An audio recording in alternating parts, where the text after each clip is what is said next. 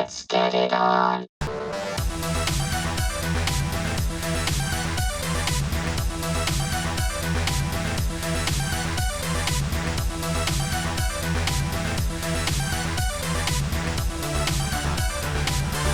Hello, welcome back to the library.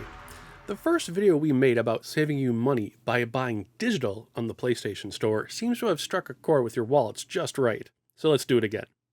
This time we'll be moving up the family tree for PlayStation 2, PS3, and Vita games, with a nice little surprise at the end. Figured I'd keep the vibe going from last time. So, for those who missed the first video, you'll need to take a few steps before going on your shopping spree. On your PlayStation 4, 5, or the PlayStation's online store on a web browser, deposit your funds into your wallet using your bank account or PSN points cards. Once you're good to go, hop onto the system of choice, be it the PS3 or the Vita, and we're good to go. Most of these can be purchased on the PlayStation 3 directly and then just transferred to the portable, but you may need to snag the Vita games directly from its website. If you've been jonesing for some PlayStation 2 love, the PS3 Store has you covered when it comes to rarities and expensive games. But even better, every single digital game we're about to talk about sells for $10 each. It's like buying one physical copy and getting the other 8 free in the real world. This time, our assortment is super heavy on the niche titles and Japanese masterpieces, so you're also getting a ton of gameplay at the bulk pricing rate. First up, Konami's legendary Pew Pew series with Gradius 5. You'll save $65 by buying it on the PlayStation 3 Store. That $65 you just saved will go towards the next 6 digital purchases we're going to talk about. Stella Dues is a tactical role-playing game with some gorgeous artwork. If you're bored of replaying Final Fantasy Tactics or Vandal Hearts for the 10th time, check this one out. The next 3 games will give you a frightfully good time with Fatal Frames 1, 2, and 3. It's survival horror at its finest. Various female protagonists use cameras to capture and fend off evil spirits. If you play with the lights off and let yourself slip into the lead role, there are some genuine good jump scares across the trilogy. You'll end up saving over $245 just in the 3 Fatal Frame games. Next up, switching gears into Devil Summoner 1 and 2 from Atlas. This one takes the Shin Megami series into a different direction with real-time battles rather than turn-based ones. Summon demons to aid you in a quest against a variety of foes in the 1930s. Just by buying these 2 games, you'll save $180. Next up is Tulip, a strange tale of love, loss, and friendships. In an attempt to confess your love to the girl next door, your love letter is stolen and scattered to the winds.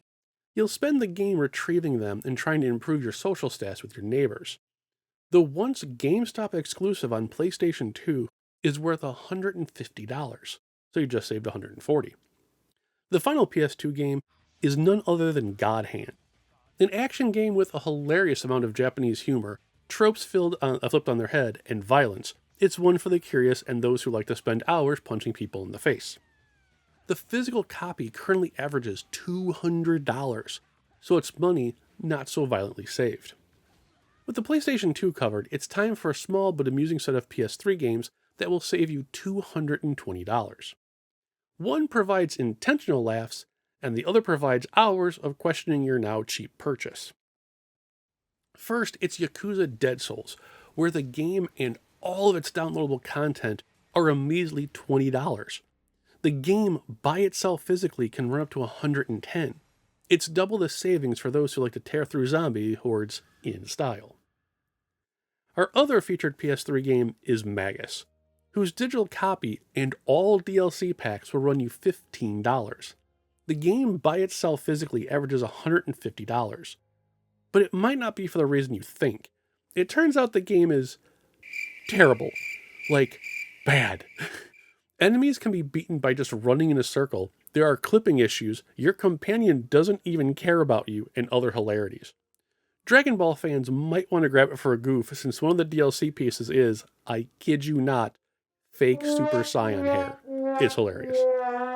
Jumping from that disaster, we'll land on the Vita, so go grab your deck and let's go exploring. The first game on our list is the first game from Limited Run Games, Breach and Clear. It's $15 digital versus the now average physical price of $220. That's a lot of credit card debt to clear. Hacking its way into our list is the stunning Muramasa Rebirth, I played a bit of this one when it was on the Wii. Fantastic artwork, some good action, and more. The Vita version of Rebirth sees the game with all of its downloadable content for just $35. The physical copy by itself is about $75. Be sure to check this one out, it's really pretty. Next on the list is saving you $190 with Arn Surge Plus, coming in at $40 digital. It's a Japanese anime-inspired space opera deal with more gorgeous artwork and combat. Second to last on the Vita is Papers, Please. PlayStation Store purchases will get you for $10 or the physical version for $175. Plus, if you buy digital, there's no paper trail. You can cross that border in style. Lastly, on the Vita, it's a somewhat unfair comparison. It's the game VVV. The digital copy is only $10, but the last physical copy that sold went for $700. The reason is that it was never technically released. The game has been published, but due to a variety of disputes, getting it sold and distributed has been a challenge all these years later. Definitely go for the digital on this one. Finally, a little bonus that I discovered last time, but saved for this video. Having spent most of that era on the Wii, I had no idea some of the TurboGrafx-16 games had made it out onto the PS3 and the PSP. And let me tell you, spaceship shooter fans, you're in for a world of savings. Each of these games are just $6. You'd spend more on a coffee at Starbucks. First up on the TurboGrafx-16 library is New Adventure Island, where you play Master Higgins and his ever-scrolling right adventure while skateboarding, hopping eggs, and cleaning out invisible edible point bonuses from thin air. The complete in-box physical version goes for $250. If you'd like to save $150, there's the quintessential Superstar Soldier. I love this game, and its earlier version on Nintendo. Fantastic power-ups, good enemy flow, and cool bosses abound. If you're looking for a real money saver, look no further than World Sports Competition. If you loved track and field on the NES, you'll be right at home here. The game physically racks up $350 based on condition and completeness.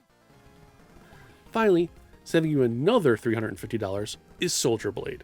Another incredible shooter from the PC Engine that just fires on all pistons and lasers. It's a super easy recommendation and probably one of the best games on the system. And that's it, guys. Out of pocket, you just spent $260 for a library of games worth almost $4,000. Absolutely ridiculous. But yeah, there you go.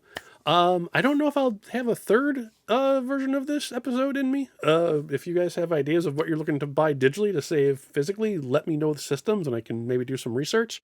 Other than that, take care, you guys. I will see you next episode. The year continues.